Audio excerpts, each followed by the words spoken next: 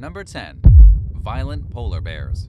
In one of the most shocking animal discoveries of 2021, a team of scientists finally confirmed that polar bears do indeed use tools. But what might really shock you is that the behavior is nothing new and has been witnessed by visitors to the Arctic ever since the later part of the 18th century. And for centuries before that, the Inuit people knew all about the craftiness of polar bears. These aren't just cuddly white monsters that can rip your flesh off.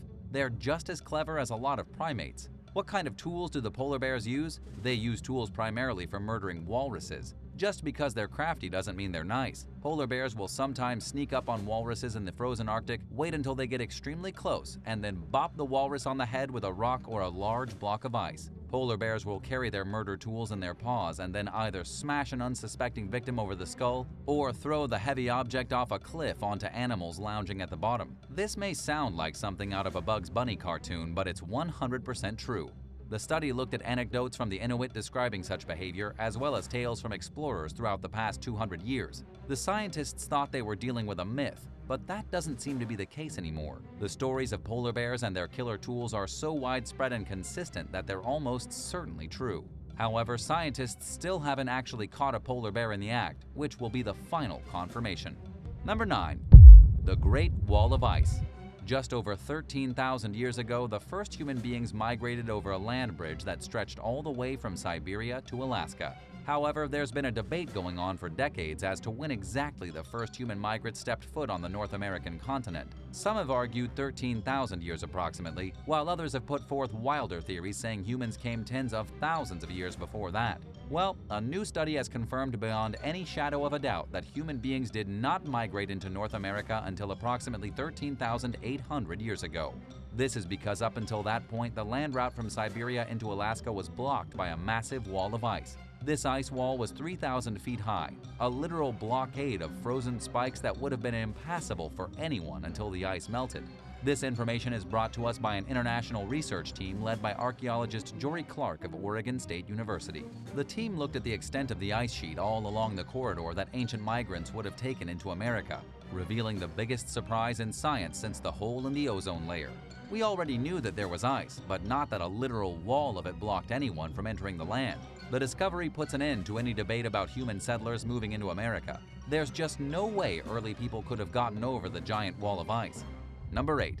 Siberian Dog Graveyard. A creepy dog graveyard has been discovered in the frigid land of Siberia. And while finding a dog in a graveyard is pretty weird on its own, this one takes it to a whole new level. Researchers suggest that not only did the ancient Siberians bury their pets in a mass graveyard, they also ate them a little bit first. The dogs lived in the village of Ust-Poloy and had 3 main duties. They pulled sleds, they hunted reindeer and birds, and they were sacrificed in mysterious rituals. But during this time, some dogs also formed extraordinary bonds with their owners. At least 5 dog skeletons in the graveyard were discovered very carefully buried, a clear sign they had been cherished in life. However, other dogs were not buried with such compassion. Many showed evidence that they had been feasted upon. In fact, researchers found a pile of 15 dog heads with their skulls broken apart and their brains slurped out. It seems some people used their dogs as work animals, then ate them when they became useless, while a much smaller population treated their dogs as their best friends.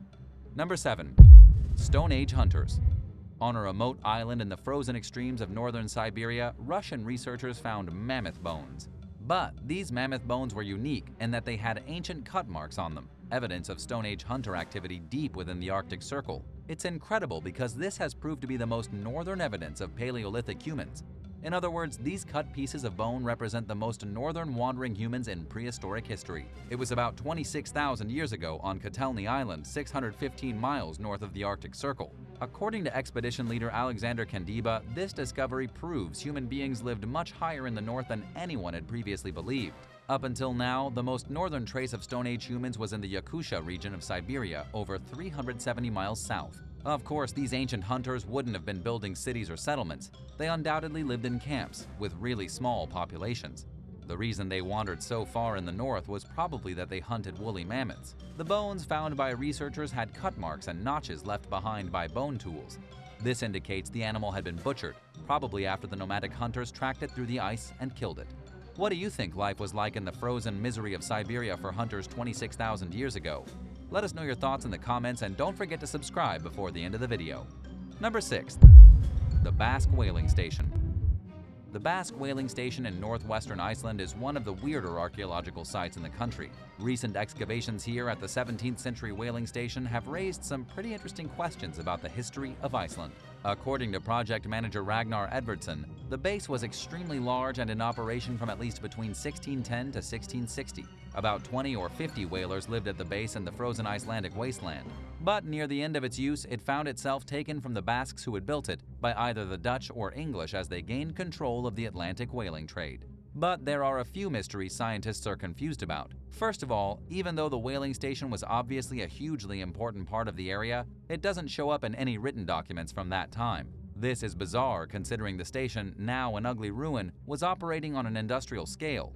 Another weird thing is that Icelanders, although they worked for the whalers, never took up whaling themselves. They just kind of let foreigners come in, the Basque who built the base being from Spain, and kill all their whales. The Icelanders didn't actually start whaling until the 20th century, nearly 400 years later. Number 5. The world's oldest snowshoe. For 12 years, the oldest snowshoe ever discovered sat in the office of an Italian cartographer. He believed the artifact was only about a century old, but as it turns out, the snowshoe actually dates back 5,800 years.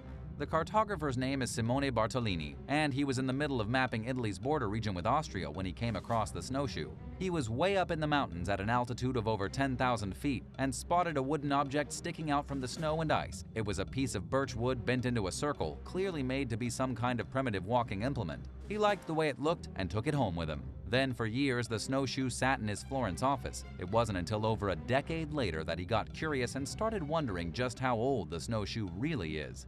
He gave it to an archaeologist who then dated the implement to 3700 BC. It came from not only around the same time as Utsi the Iceman, but it was even found right in the same place as the legendary frozen caveman. The snowshoe is even older than Egyptian mummies. As for what happened to the snowshoe, Bartolini gave it up to the South Tyrol Museum of Archaeology, the same place that houses Utsi. Number 4. Retracing Utsi's steps. Chances are you've heard of Utsi the Iceman before. He was discovered in 1991 by hikers climbing the eastern side of Finalspitze, a peak in the Utztal Alps. He was stuck at a height of 10,532 feet above sea level, frozen there for 5,300 years. Ever since his discovery, countless studies on the Iceman have been done. What made Utsi unique is that he was literally frozen in ice like a corpse in a freezer. He was still so well preserved that scientists were able to recreate the tattoos on his skin. Most recently, scientists have decided to retrace his steps to see where exactly he came from. Archaeobotanist Jim Dickinson and his team of scientists at the University of Glasgow looked at traces of plant and fungi preserved in his gut and found on his clothing. They discovered that between 70 and 75% of the plant species were not local to the mountain. They were then able to test the various species to see exactly where Utsi had come from. This is pretty incredible science. Researchers were able to look at grass residue that had gotten stuck on his shoes and coat, then match that with other mosses and liverworts found on his hat and loincloth. We now know that Utsi was accidentally climbing straight up to heaven. He had entered the mountains from the south, probably hoping to make his way through them. He'd walked from a low area of warm forests no more than 600 feet above sea level, then continued up and up before eventually freezing to death in the gorge. Evidence of certain mosses in his stomach even suggests that he stopped in the forest to self-medicate with natural herbs. He may even have been wounded or even ill. But the one question that hasn't been answered is why? Why did Utsi climb from the forest way up into the mountain, only to freeze to death in the most inhospitable place imaginable? That is something we will probably never know. Researchers discovered a giant javelin embedded in the rib of a mammoth in Poland. It's one of the earliest pieces of evidence that humans hunted mammoths with advanced weapons. It's been pretty clear to researchers that humans did indeed hunt mammoths tens of thousands of years ago, but there's always been some speculation as to how exactly humans were able to take down such giant beasts. Some believe arrows were used, but that wouldn't actually make much sense. Prehistoric arrows wouldn't have had the force needed to break the furry flesh of the mammoth, never mind kill one. And so in comes the javelin. The artifact is about 25,000 years old, a giant spear that would have been thrown with tremendous force and probably from a distance. The force was enough to pierce the thick skin of the mammoth, slice through the even thicker layer of fat, and then penetrate the bone. The blow definitely didn't kill the mammoth by itself, but a few dozen others definitely could have done the job. So far, this is the most reasonable explanation for how ancient humans killed these beasts. Even after almost 30,000 years, the oversized spear is still sticking in the animal's bone. Number 2. Frozen ships. In 2021, a sudden accumulation of sea ice along Russia's East Arctic coast resulted in several ships being literally encased in ice. The Tixi, Yamal, Polar King, and Arshenevsky were all sitting in the area of the Kara Sea waiting for an icebreaker to save them. This was a pretty major issue because the ships were loaded with thousands of tons of equipment for the locals in the Chukotka region. But that equipment never showed up, at least not when it was needed. Once the ships were broken free, they turned around and fled the ice, and it was only mid-November.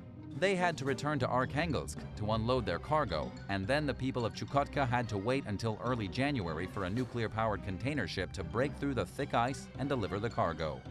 Number 1. A cup in Siberia. In a remote region of Arctic Russia, an ancient cup from Persia was discovered many thousands of miles from its home. The medieval bronze cup had originally been fashioned in Iran, yet was discovered by scientists on an expedition to the Gidon Peninsula to monitor permafrost. To give you an idea of where this is, it's in the part of the map that's always white. It's way in the north of Russia, near the Kara Sea and Lake Parasinto, where every day is winter. It's the most northern place any kind of artifact from ancient Persia has ever been found, leaving scientists scratching their heads. Persian artifacts have been found in western Siberia before, but way down near the bottom, closer to the borders of Kazakhstan and Mongolia. To make the discovery even more mysterious, the cup was found stuck in the permafrost, only visible because some of the ice had already melted. Researcher Andrei Gusev for the Center of Arctic Studies described it as a totally random find. In all likelihood, some ancient group of people had set up camp here in the north, realized it was too cold and too terrible, and packed up and left. When they left, they forgot their medieval cup, which they'd probably acquired through trade. It then sat there in the snow for a full 1,000 years. Thanks for watching. What's the wildest thing you've ever heard of being found in one of the frozen places of the Earth? Let us know in the comments below, and be sure to hit subscribe for more videos like these right here on American Eye.